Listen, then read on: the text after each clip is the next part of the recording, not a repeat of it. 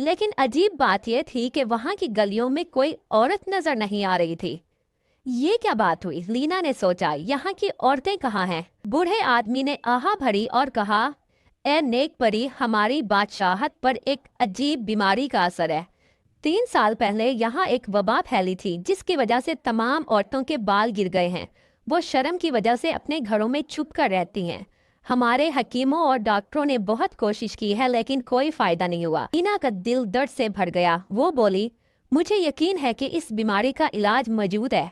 मैं जरूर कोई रास्ता निकालूंगी। लीना ने अपनी जादुई किताब खोली जिसमें तमाम बीमारियों के इलाज लिखे थे। काफी तलाश के बाद उसने पाया कि सुनहरी शफा का फूल। ये फूल सिर्फ बुलंद तरीन पहाड़ की चोटी पर उगता है। उसको अगर नदी के पानी में डाल दिया जाए तो इस बीमारी का इलाज मुमकिन है। लेकिन किताब में यह भी लिखा था कि खबरदार, इस फूल को हासिल करना आसान नहीं है। जैसे ही वो पहाड़ के पास पहुंची, काले बादलों ने उसका रास्ता रोक लिया। बिजली कड़क रही थी और तेज हवाएं चल रही थीं। लीना के पर भीग गए और उसका उड़ना मुश्किल हो गया। मैं हार नहीं मानूंगी, लीना ने कहा और अपने जादुई बैग से सूरज का फूल निकाला।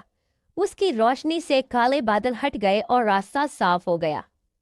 जब लीना पहाड़ के दरमियान में पहुंची तो अचानक शदीद बर्फबारी शुरू हो गई। ठंड इतनी तेज थी कि उसके पर जमने लगे। लीना ने अपने दिल में बादशाहत की औरतों को याद किया जो अपने घरों में छुप कर रो रही थी। उसके दिल में गर्मी इतनी बढ़ी कि बर्फ पिघलने लगी। पहाड़ की चोटी के करीब पहुंचकर लीना को काले शैतान परिंदों का सामना हुआ। वो इस पर हमला करने लगे और चीखते हुए कहने लगे कि वापिस चली जाओ, ये फूल हमारा है। लीना ने मोहब्बत का गीत गाया। उसके गीत की मिठास सुनकर शैतानी परिंदे खामोश हो गए और रास्ते से हट गए। आखिरकार लीना पहाड़ की चोटी पर पहुंच गई। वहां एक छोटा सा बाग था जिसमें सुनहरी शफा के फूल खिल रहे थे। लेकिन पहाड़ के नीचे से एक सुनहरी सांप निकला जो दरअसल उस बाग का मुहाफिज था।